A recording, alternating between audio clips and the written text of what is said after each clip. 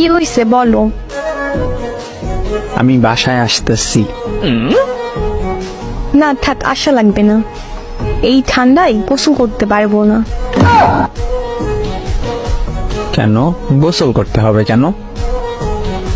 আরে গতবার এসে আমার জ্বর বানিয়ে দিয়ে গেছো। কেন গোসল করছো কেন? আর এমন জ্বর বানাও, তোর শাশুড়ি এমন মন্দ বলে এত জ্বর হয় কেমনে?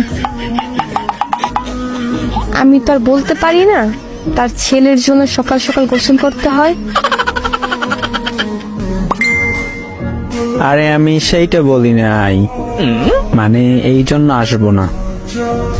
তুমি সবসময় এটাই বলো, কিন্তু ঠিক আমার জ্বর হয়।